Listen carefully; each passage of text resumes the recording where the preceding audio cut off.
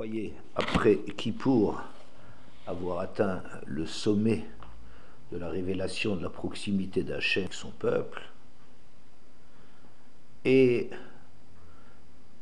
on arrive à Simchat Torah, ou plutôt à Shmini Atzeret, qui va aussi parler sur le même registre, Craché Alay Pridatrem, j'ai des difficultés après tout ce mois de me séparer de vous, déclare Akadosh Borou, mais qu'est-ce qu'il y a de plus qu'à Kippour? Kippour, c'était le summum de ce qu'on pouvait imaginer, que Hachem s'adresse à nous vraiment comme Avinu, comme on l'a déjà souvent rapporté cette Gemara, Rabbi Omer, Itsumo Shel Yom Chaper, la survenue de ce jour de Kippour en elle-même déjà fait pardonner les fautes, puisque elle fait révéler l'immensité de l'amour d'un père qui évidemment ne va pas au fond punir son fils. Son amour est plus grand que tout ce que le fils mérite, et même si les Chachamim discutent là-dessus et dit que sans kapara et no mechaper, on a déjà expliqué à diverses reprises que ça veut dire qu'un homme qui ne serait pardonné que parce que son père, il s'agit de son père, et son père est toujours son père, quoi que le fils puisse faire, mais pour le fils n'avoir rien fait pour mériter l'amour de ce père, c'est quelque chose qui est en vérité, au fond, insupportable, d'être tellement nul et vide de mérite que ce n'est que parce que c'est son père qui l'est pardonné. C'est pour cela que le jour de Yom Kippour est plein de vidouïm, de demandes de kapara, et on fait un travail énorme pour quelque part mériter de recevoir quelque chose que de toute façon la révélation de Kippour fera arriver. Quoi qu'il en soit, qu'est-ce qu'il y a encore après à dire de plus sur Akadosh Baruch Hu? Est-ce que c'est un degré de plus que de dire, eh ben, restez encore un peu avec moi, Atzeret, c'est ce 8e jour-là où je voudrais encore vous retenir, on s'est occupé du monde entier, maintenant occupons-nous un petit peu l'un de l'autre, quoi. Est-ce que c'est cela? Est-ce que c'est le fait que Yom Kippour, c'était encore un jour qui s'inscrivait dans tout ce processus de Yom Ratzon, alors que maintenant, Shmini Atzeret, les choses n'ont pas duré, il n'y a pas de mitzvah, il n'y a pas de chefza chez le mitzvah, c'est être là, être ensemble. Est-ce que c'est cela que Shmini Atzeret vient révéler à Israël, ou bien il s'agit de quelque chose d'un autre niveau? C'est ce qu'on va essayer de voir. Mon fils Meir m'a rapporté une Gemara dans Yoma Yutet Amoudbet, Kaf Amoud Aleph. Yoma Yutet, on dit comme ça que pour que le Kohen Gadol reste réveillé pendant la nuit de Kippour, ses frères, les Kohanim, étaient en train d'étudier à côté de lui, comme ça le fait d'entendre le bruit de leur conversation, de leurs arguments, le maintient éveillé, et la Gemara de continuer, de sorte, ils discutaient, les Kohanim, qu'il entend l'écho de leur discussion, et le sommeil ne va pas le surprendre. Tanya Abba Shaul Omer Af Bigvulina Yosinken Zecher le Mikdash. En vérité, c'est une habitude qui s'est généralisée dans tout le reste du pays pour en souvenir de ce qui se passe dans le Beth Amikdash. Et là, Shayuchotim. Mais il y a un hic là, c'est que eux, ils fautaient, dans le reste du pays, ils fautaient. Arabaye, Vitemerav Nachman Bar Yitzchak, Targuma Nahardea. Il ne s'agit pas de tous les juifs qui sont en train de fauter à Yom Kippour, pas du tout. C'est réservé à Nahardea, c'est vite en Bavel, de Amarle Eliyahu le Rav Yehuda, Achvad Rav Salah Hassida, Amritu, Amailoate Mashiach, Vaidana Yoma de Kippureu, Veivol Kama Betulta Benardea. Réveillé révélation d'Eliyahu Hanavi, vous êtes en train de demander, mais pourquoi le Mashiach ne vient pas? On est tellement à un tel niveau de désir de tchouva, on en fait tellement à Yom Kippour, mais en vérité, aujourd'hui, qui est le jour de Kippour, il y a des tas de jeunes filles qui sont violées à Nardéa. Donc cette ville de Nardéa, elle salit tout le travail de tout le reste du peuple qui voudrait prétendre être à un niveau où le Mashiach devrait déjà venir, mais à cause de cette faute, il ne viendra pas. Amarle Akodesh Baruch Hu Mayamar. Alors, celui à qui Eliyahu Hanavi a révélé cela, donc ce Rav Yehuda, le frère de Rav Salah Hassida, il demande à Eliyahu, et Akodesh Baruch Hu, qu'est-ce qu'il en dit de cette histoire-là? Exemple extraordinaire, où tout d'un coup on a un témoignage exclusif pour Eliyahu Hanavi. Et alors, qu'est-ce qu'Akadosh Baruch Hu dit de cette situation? Amarlé, le Petach Hatatrovetz, la faute est tapie dès la sortie. Rashi dit quelque chose d'incroyable là-dessus. Le Petach Hatatrovetz, Yetzerara Martio Baal Kocho. C'est le Yetzerara qui le fait fauter malgré lui. Akadosh Baruch Hu, il considère, c'est ce que Meir comprend dans ce Rashi, que c'est le Yetzerara qui fait faute. Si l'homme il faute, c'est pas de sa faute finalement. Akadosh Baruch Hu, il considère que c'est le Yetzerara qui fait la faute du Yetzerara qu'Akadosh Baruch Hu a créé et qui finalement est responsable des égarements de l'homme. Le Satan, Mayamar. Ensuite, autre question, et le Satan, l'accusateur, qu'est-ce qu'il dit? Le Satan, qui pourrait l'Etler Shuta l'Istune. Il n'a pas le droit, c'est un jour où un Satan qui vaut 364, c'est-à-dire qu'il est présent en train d'accuser et empêcher le monde d'aboutir à une bonne fin, il est là le reste de l'année, mais à Kippour, il est silencieux, et voilà. Cette fin de Gemara est bien connue. Mais ce qui est saisissant, c'est que Akadosh Baruch Hu dit c'est la faute du Yetzerara. Mais si c'est la faute du Yetzerara, si Hachem dit c'est la faute du Yetzerara, alors pourquoi le Mashiach ne vient pas? Ça veut dire comme si Hachem il laisse jouer la liberté des hommes, il laisse jouer le mérite des hommes, et il n'intervient pas là-dedans alors que il est le premier à dire que si l'homme y faute quelque part, il est innocent, hein, quelque part, quelque chose qui arrive malgré lui d'être séduit par l'attrait du mal. Et ce jour où le Satan même lui ne dit rien, je ne sais pas quelle est la différence entre le Satan et la première opinion, qui dit que vous demandez pourquoi le Mashiach il n'est pas là, mais il y a des filles qui sont violées en Ardéa, c'est ce que le Satan n'aurait pas mieux fait, n'aurait pas mieux dit, quoi qu'il en soit. Puisqu'Akadosh Baruch Hu, il sait ça, pourquoi n'intervient-il pas? C'est une Gemara très étonnante, très étonnante. Ça veut dire quoi? Ça veut dire qu'en vérité, le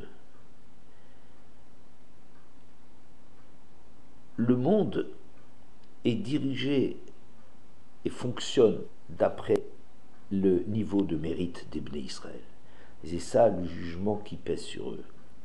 Et il y a encore quelque chose d'autre, c'est que Akadosh Baruch Hu apparemment a une autre partition, il a une autre lecture des choses. Lui, il comprend trop bien que ce Yetzirah qu'il a créé est un obstacle extraordinairement fort qui explique, qui ne justifie pas, mais explique au moins toutes les circonstances atténuantes d'avoir été créé avec un Yetzirah qui est tellement fort. Alors, en vérité, c'est ce ridouche extraordinaire que il y a Akadosh Baruch Hu, et Akadosh Baruch Hu, si l'on peut dire, existe indépendamment du fonctionnement du monde, de l'ordre des choses. Cette idée-là, on en a déjà parlé quand on a dit que dans la Hamida, on parle à Kel Agadol, à Gibor Vanora et l'Elion. le Dieu qui est grand, fort, redoutable, le Dieu suprême. Alors, on avait expliqué que Hachem Agadol, c'est Eloké Avram. C'est Avram qui est arrivé à comprendre, plus qu'aucun être humain, la dimension extraordinaire de l'existence d'Hachem et la dimension incroyable de cet amour qui se manifeste à travers la création. Mais cet amour-là, quand il est dans les ichronotes, quand on prend conscience, alors face à cette immensité d'amour, qu'est-ce que nous sommes? Alors on se sent tellement démunis, tellement peu à la hauteur, qu'on est saisi d'effroi, et on peut admirer à Gadol Agibor, on peut là-dedans admirer une autre facette de l'immensité du Créateur, qui arrive à se retenir, à ne pas réagir face à cette médiocrité extraordinaire de l'homme.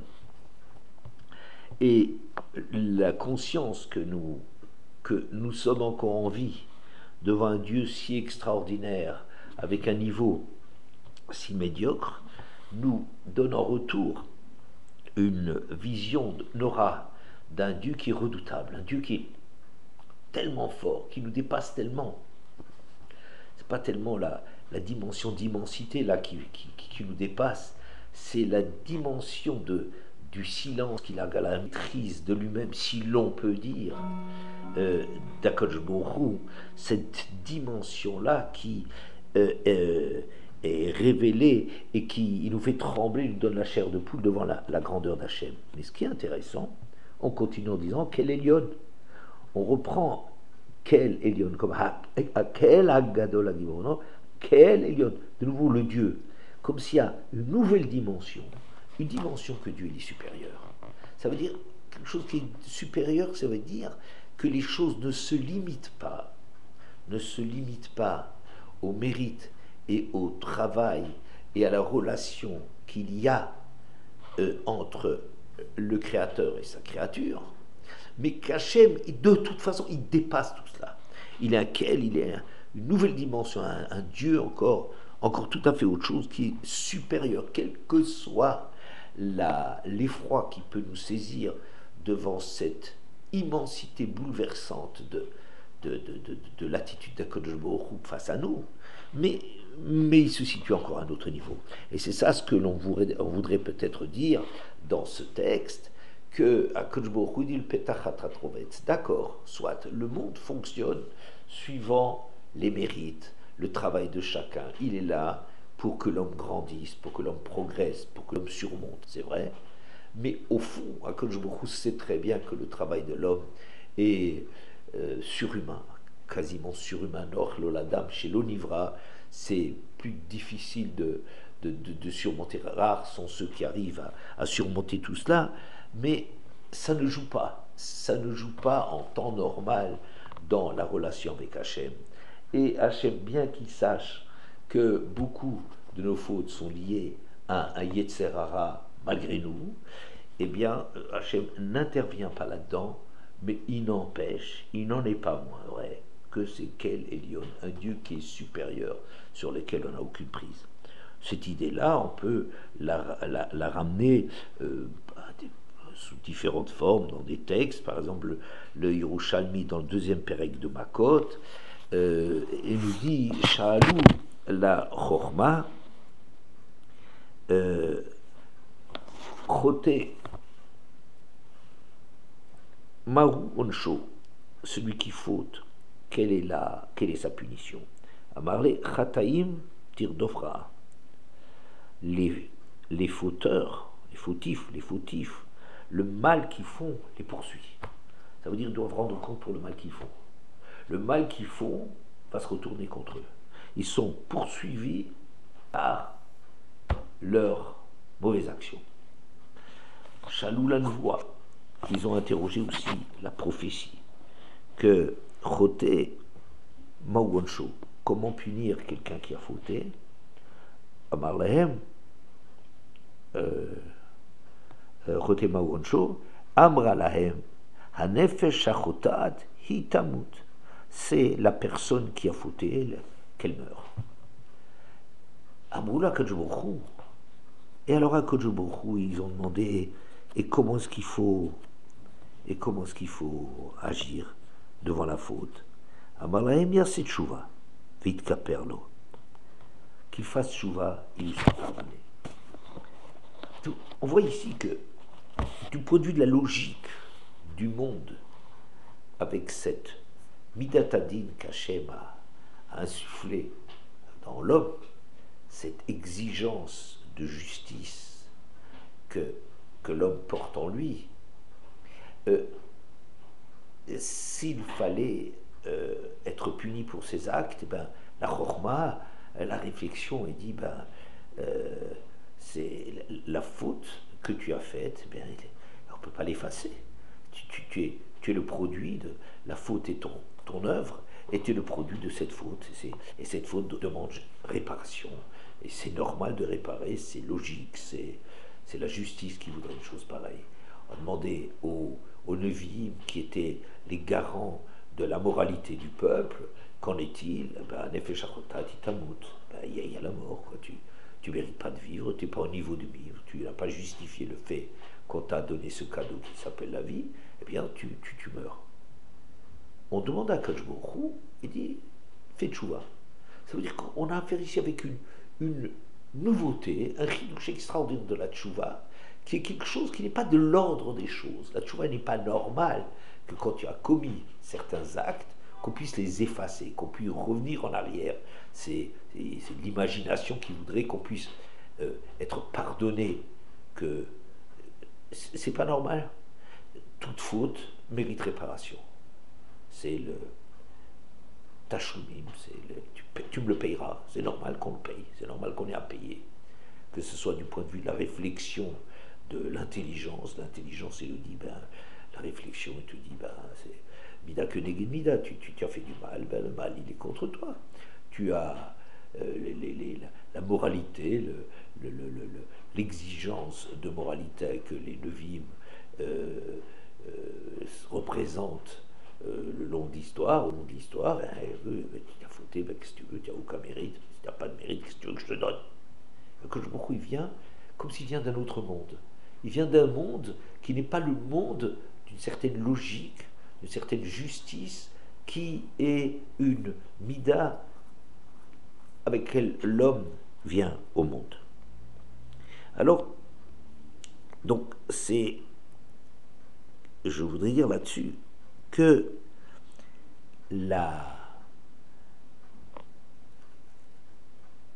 dimension d'Hachem, le regard d'Hachem sur les choses, est quelque chose qui n'est pas dans l'ordre des choses. L'ordre des choses, c'est comment est-ce que l'homme vit avec ce sentiment de justice qui lui a été insufflé, qui est une base de son action, et qui voudrait, quelque part, il ne le veut pas, mais c'est pas possible d'être mevater, c'est pas possible de passer au-dessus de certaines choses, c'est pas vrai. Il y a des choses qui ont existé, qui ont été faites. Tu as tué quelqu'un, tu peux regretter jusqu'à demain, mais ça changera pas les faits. Tu as mangé quelque chose qui était interdit, tu as transgressé Shabbat, tu fais ce que tu veux, il n'est pas possible de revenir là-dessus. Donc Hachem, il vient d'un autre niveau que le niveau que les créatures ont de lui. Et donc, je dirais que Yom Kippour, c'est le summum de la gestion de la faute dans ce rapport que l'homme a avec son Créateur, dans lequel est chevillé au corps une demande, une exigence de réparation. Il faut payer, il faut quelque chose, voilà. Et c'est ça ce que Yom Kippour nous révèle, quelque chose de bouleversant. Hachem, c'est un père. Il faut, au-dessus du fait d'être un juge et quelqu'un qui critique et qui est exigeant, ça c'est les midot d'Akadosh Baruch Hu, c'est la midat Adin qui dit une chose pareille, mais au-dessus de cela, il y a quelque chose comme Hachem, il est le père. Et on peut aussi voir un texte qui est dans Brishit Rabbah, Péripé, vers le début du Pérec, Kianochi Yadati et Amachashamot. Que signifie le verset? Demande Rabbi Shmuel bar Nachmani, que moi je connais, dit Hachem, les pensées profondes. Shvatim Hayu Asukim Bebchirato chez Yosef. On fait un arrêt sur image sur ce qui se passe à un moment précis de l'histoire, quand les frères sont en train de vendre Yosef, tout cet épisode-là. Alors, les tribus, eux, étaient occupés à vendre Yosef. Mais Yosef, Yosef, il portait un cilice, il jeûnait, il était de cette souffrance d'avoir été rejeté par la famille et éloigné de son père. Rouven, Hayaoseid Besako Betanito. Rouven était en train de faire tchouva de la faute qu'il avait fait en renversant le lit de Bila, concurrente de sa mère. Yaakov, Hayasouk Besako Betanito.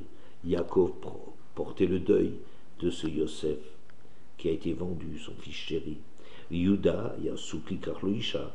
Yuda, lui, sa préoccupation, c'est de trouver une Tamar, une femme qui lui correspond. Alors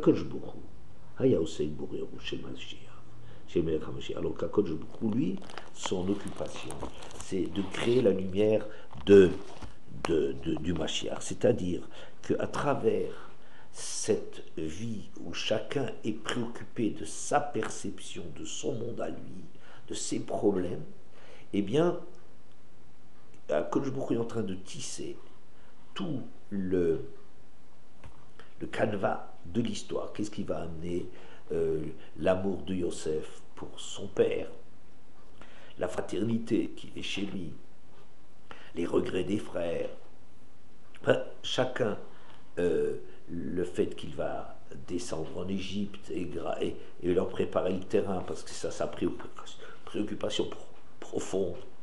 Yuda est en train de créer l'ancêtre du Mashiach, etc., etc.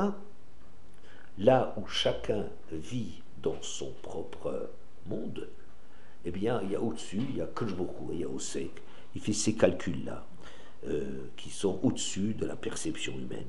C'est pour ça qu'il ne faut pas, avait dit à l'époque Rabbi Eliaou, prétendre intervenir dans le plan de l'histoire, parce que le plan de l'histoire, c'est quelque chose, une vision qui est beaucoup plus haute que la sphère dans laquelle chacun de nous vit. De même dans Brachot Daf Yud, quand Chizkiyahu devait mourir en principe parce qu'il ne s'est pas occupé d'avoir des enfants, étant donné qu'il avait la perception que ses enfants deviendraient des idolâtres, ce qui est absolument vrai, que Menaché, le fils de Chizkiyahu, c'était un idolâtre qui a abattu tout le travail énorme de Chizkiyahu Amelech. Son fils l'a ruiné par son attachement à l'idolâtrie. Et malgré tout, le prophète Ishayahu lui dit tu n'as rien à faire dans ces calculs, dans ces voies secrètes d'Hachem. Oui, David, fais ton travail. Tu t'occupes pas, tu dois avoir des enfants. C'est pas ton problème à toi, quand bien même tu as une révélation que ça va être des idolâtres, qu'ils vont mettre bas tout le travail de ta vie. Ça ne te regarde pas. Le calcul qu'on en fait, c'est de la part d'Akadosh Baruch Hu. Donc on voit très bien qu'il y a ici une dimension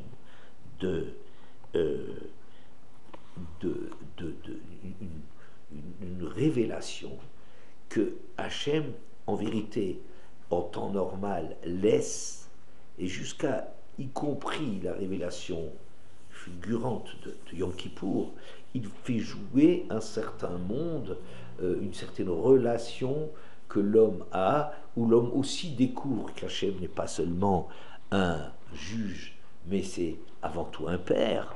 Mais il y a encore quelque chose de plus grand. Il ne faut pas limiter Akadosh Baruch Hu à n'être que ce que nous on en est dans nos propres calculs. On est quelque part dépassé par cela, et Hachem intervient à ce niveau-là et introduit des chidushim comme la tchouva, introduit des chidushim comme la gestion des actions humaines dans le sens positive.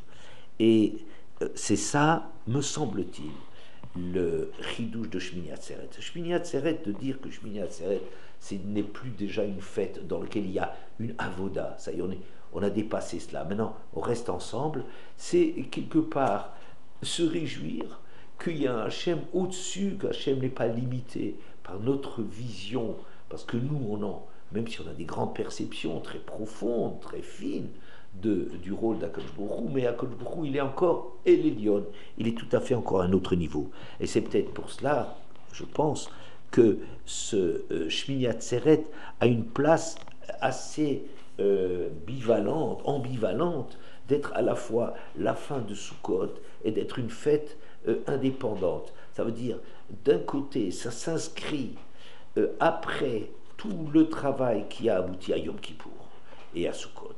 Ça, c'est la conclusion normale de tout le travail Zman HaAsif, le résultat de notre travail. Mais après qu'on en ait fini avec cela, il y a une fête d'être avec Hachem.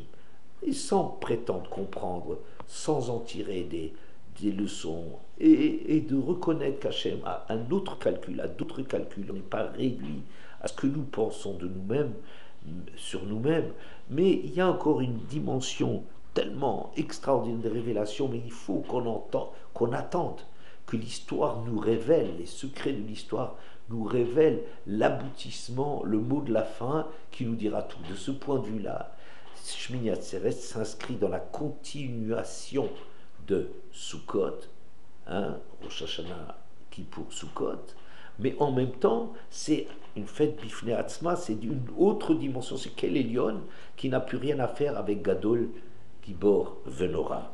Et peut-être pour ça, on dit que Pesach, Shavuot et Sukkot, qui mettent l'accent sur une dimension d'Hachem, c'est un Zman Chiroteinu, le moment de la libération, Zman Matan Toratenu, le don de la Torah, Zman Simchatenu, le moment de notre Simcha. Et ici, Shmini Atzeret, c'est et Yom Hashmini Chag Atzeret. C'est un jour seulement, c'est pas un temps, c'est quelque chose, en vérité, une révélation hors du temps qui a à faire avec le travail de l'homme, mais qui nous réjouit de dire, mais tu sais, avec tout ce que tu as une vision négative et médiocre de toi-même, après tout le passage des fêtes, si tu as un regard un petit peu lucide sur toi-même et sans complaisance, mais en vérité, le calcul d'Akadosh Baruch Hu, l'usage qu'Akadosh Baruch Hu fait de ce que tu es et de toi, c'est en vérité quelque chose de tout à fait nouveau et il y a de quoi s'en réjouir.